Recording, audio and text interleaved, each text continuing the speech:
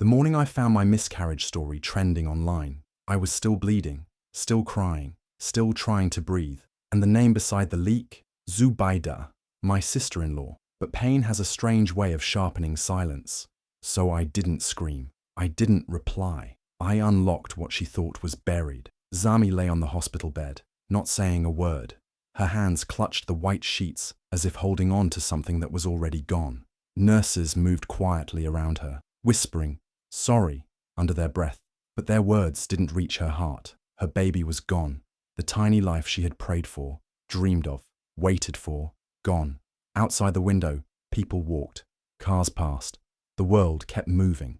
But inside Zami, everything had stopped. A part of her had broken forever. Her husband, Dari, sat in the corner, head down, hands covering his face. He hadn't spoken much since the doctor broke the news. His silence felt like a second stab.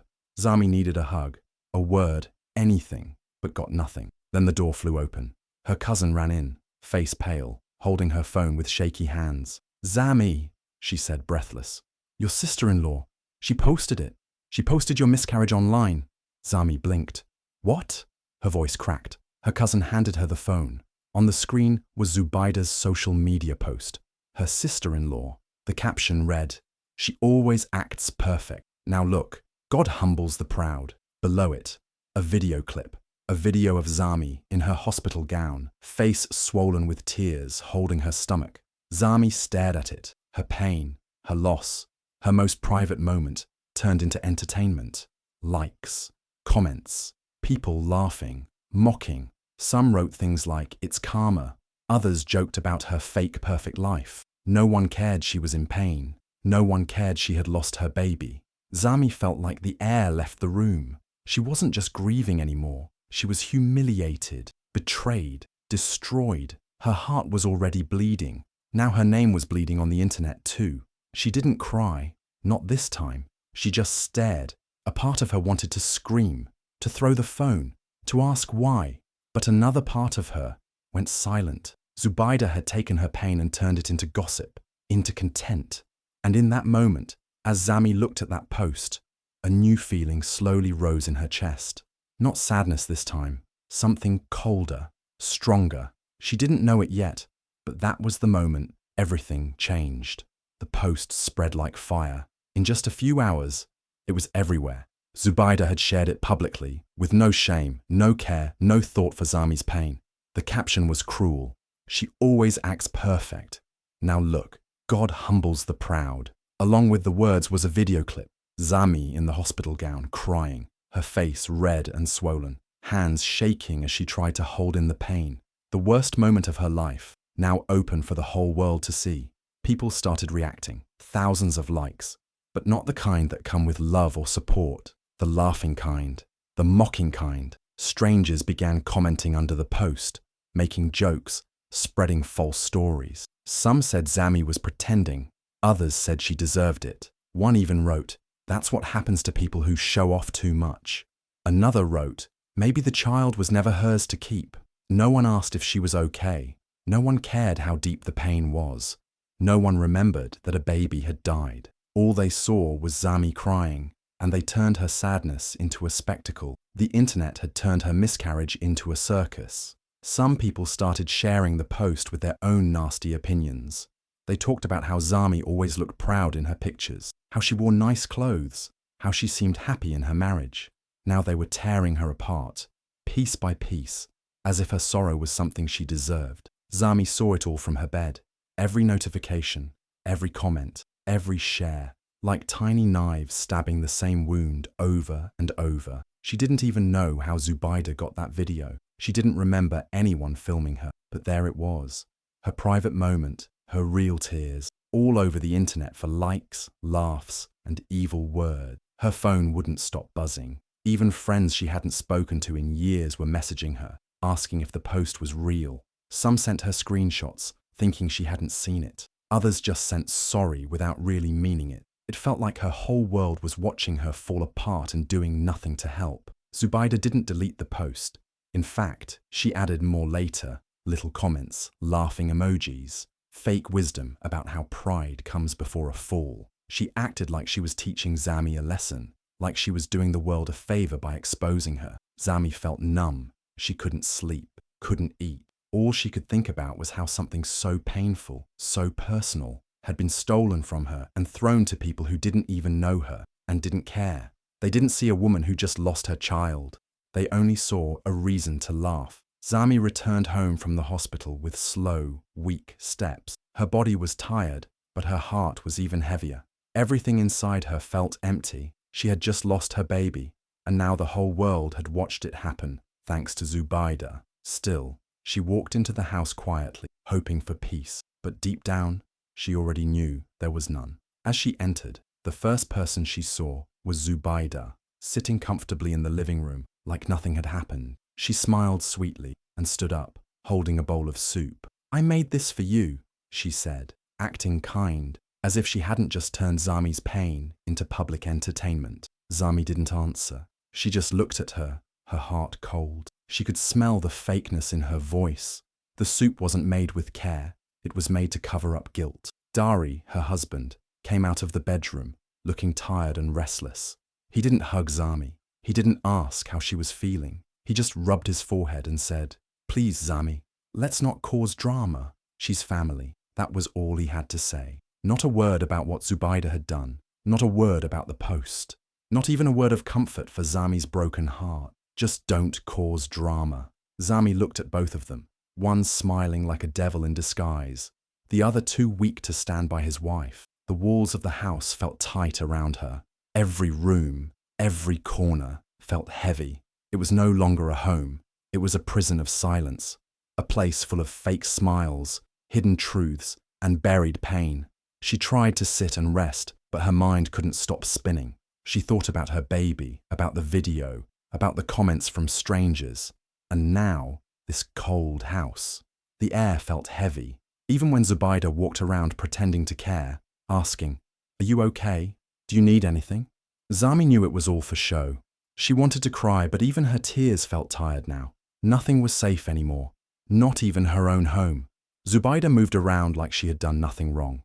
Dari just wanted peace, even if it meant ignoring the truth. And Zami, she was left alone in her pain, forced to smile in front of people who broke her. Her heart wasn't healing. It was getting worse. The silence, the fake kindness, the lack of support, it was all too much. She felt like she was drowning, slowly, with no one reaching out to save her. That house was supposed to be a place of comfort, but now it was full of shadows. One night, while lying on her bed with the lights off, Zami's phone buzzed. She had not been expecting any messages, especially not at that hour. She picked up the phone slowly, her body still sore, her heart still raw. The message came from an unknown number. It had only 3 words: "Check Owalabi Street." That was it. No name, no explanation, just those words. Zami stared at the message for a few minutes, confused. She didn't want more drama. She didn't want any more surprises. So, at first, she ignored it. She dropped the phone beside her and closed her eyes. But her heart wouldn't settle. Something about the message kept pulling at her. After a while, she picked up the phone again and opened the sender's profile. What she saw made her body go cold. The profile picture was small but clear. It showed a man holding a little boy. The man was smiling. Zami looked closer. Her eyes widened.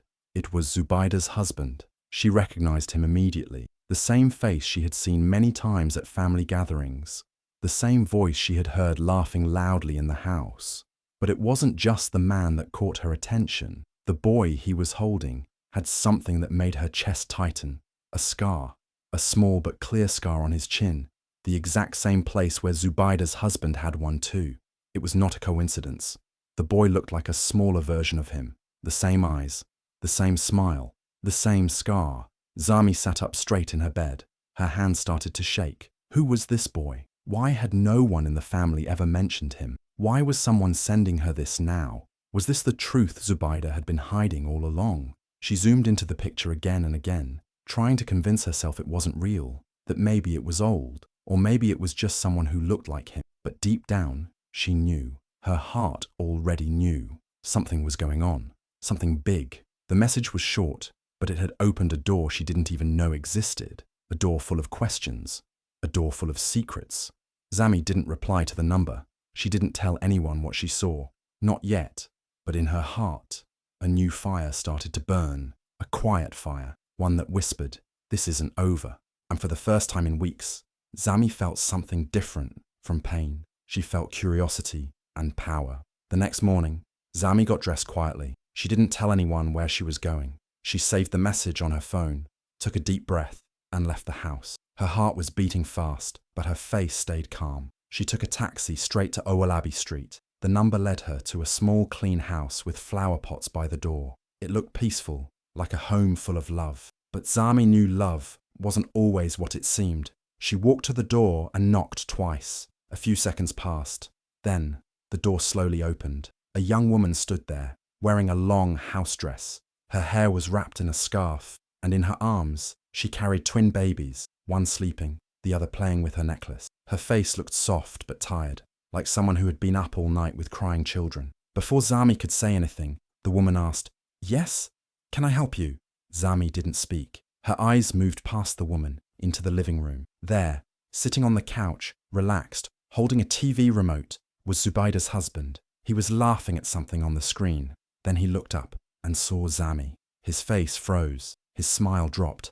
He didn't say a word, just stared at her, like a child caught stealing. The woman noticed the change in his face and looked back at Zami again. "Who are you?" she asked, more firmly this time. Still, Zami said nothing. She didn't need to speak. Her eyes had seen enough. She pulled out her phone, raised it, and took one picture. One single flash.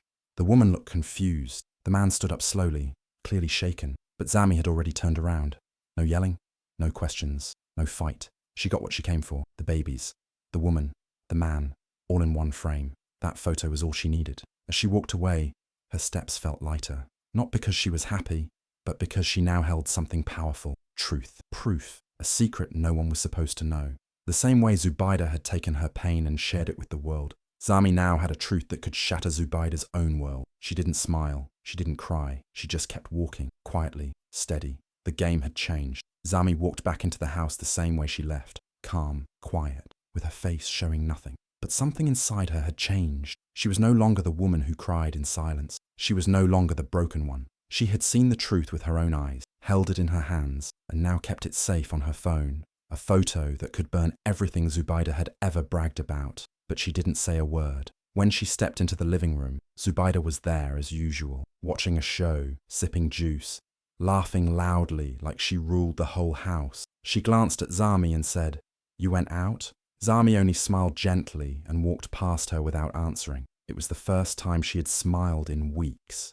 But it wasn't a happy smile. It was the kind that comes when you know something the other person doesn't. She made herself a cup of tea and sat down at the corner of the room, calm, quiet. Zubaida kept staring, clearly confused. This wasn't the weak, heartbroken Zami she was used to. Something was different, but she didn't know what, and that made her uneasy. The next morning, Zubaida couldn't help herself. Her mouth had to move. She looked Zami up and down and said with a smirk, "You know, some women miscarry because their wombs are cursed. Maybe God was showing you something." Zami looked at her, her face still peaceful. She didn't shout. She didn't cry. She simply took a slow sip of her tea, then said, "And some people's homes are built on lies." Then she looked away and continued sipping like nothing happened. Zubaida blinked. That one sentence hit her harder than any slap could. For a moment, she didn't know what to say. Her face tightened, but she forced a fake laugh and stood up to leave the room. Zami sat there, still smiling softly. She didn't need to fight. She didn't need to explain anything, because she had the truth, and the truth was patient. Now, every time Zubaida walked into the room, she glanced nervously at Zami, wondering what she meant, wondering if she knew something. The power had shifted. Zami's silence was now louder than any words. Her calmness made Zubaida restless. The house had a new tension, a quiet one. Zami didn't need revenge right away. She could wait, because she knew the storm was coming. Zubaida's birthday was coming, and she made sure everyone knew about it. She decorated the whole house like a palace.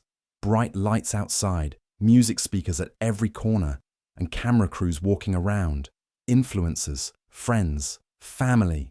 People kept arriving, all dressed up, smiling, ready to post every moment online. Zubaida wore a shining dress and high heels, her makeup perfect. She moved around proudly, welcoming everyone like a queen. Her husband stood by her side, quiet but pretending to enjoy the attention. Zami was there too, sitting quietly in a corner. She wore a simple gown, her face calm, holding a small glass of juice. No one paid much attention to her. To them, she was just the quiet, sad woman. But only she knew what was about to happen. Later in the evening, Zubaida took the mic and stood in front of her guests. The lights dimmed a little. Everyone turned to look at her. She smiled wide, raised a glass of wine and said, "I want to thank everyone for coming to celebrate me, and to my wonderful husband.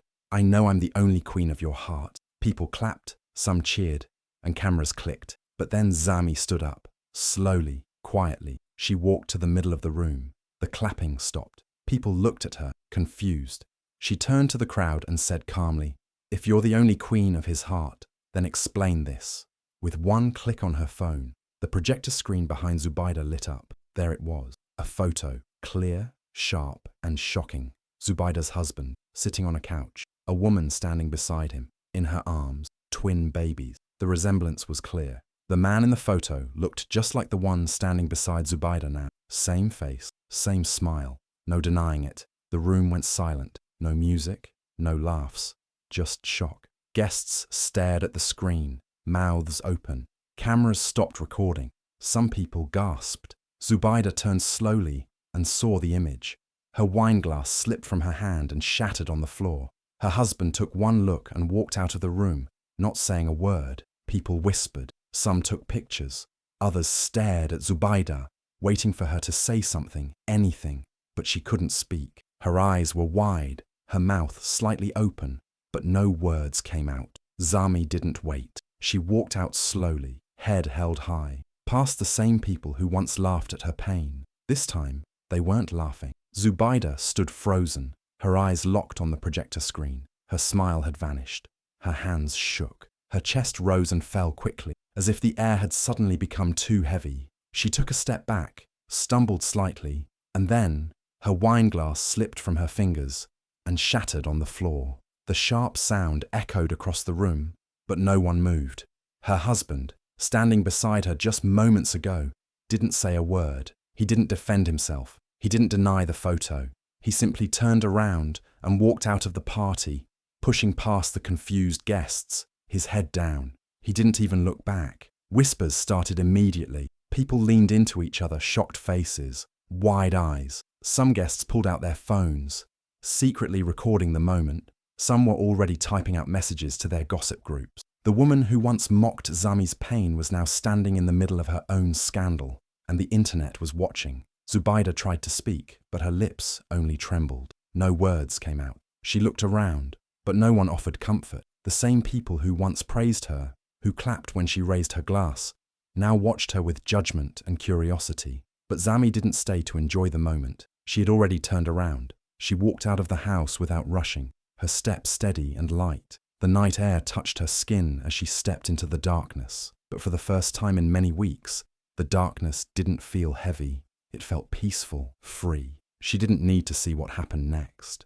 She didn't care about the gossip or the drama. She had shown the truth. That was enough. As she walked down the road alone, her heart felt calm. The pain she carried for so long, the tears, the humiliation, the loss, it all felt like it was lifting, slowly, quietly, like a heavy blanket being removed from her shoulders. She thought about how Zubaida had shouted loud, laughed loudly, and even posted loudly. But in the end, none of it could hide the truth. And the truth didn't need to scream. It only needed to be seen. Zami smiled to herself, not out of pride, but from peace. She finally understood something deep. Revenge isn't always about shouting or hurting back. Sometimes, revenge is quiet. It's truth, standing in the light, while lies fall apart in silence. Weeks passed after the party, but the memory of that night still haunted Zubaida. Her name had spread all over social media, but not for the reasons she wanted. The video of her husband walking out, the picture of his secret family, and the look on her face, it was everywhere. People she once called friends were now quiet. Some blocked her. Others gossiped behind her back. Her perfect image was broken, and no amount of makeup or lies could fix it. She stayed inside most days, not wanting to face the world. She barely ate, barely spoke. Her phone, once full of messages and praise, now sat quiet. Her husband hadn't returned. He didn't call. He didn't explain. It was like he had vanished, along with her pride. One morning, she opened the front door to pick up a delivery and saw something else waiting. A small white envelope with her name written in neat handwriting. There was no stamp, no address, just her name. Curious and nervous, she picked it up and slowly opened it. Inside was a simple note. Only 3 short lines. You posted my pain. I posted your truth. May we both learn that women are not weapons, unless forced to become one. Zubaida stood there holding the letter, her hands shaking again. She read the words over and over.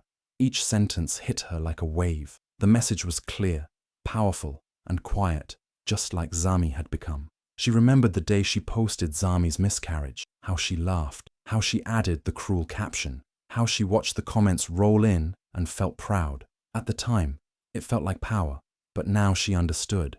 What she thought was power was actually cruelty. What Zami had done in return wasn't just revenge, it was truth, painful, sharp, but honest.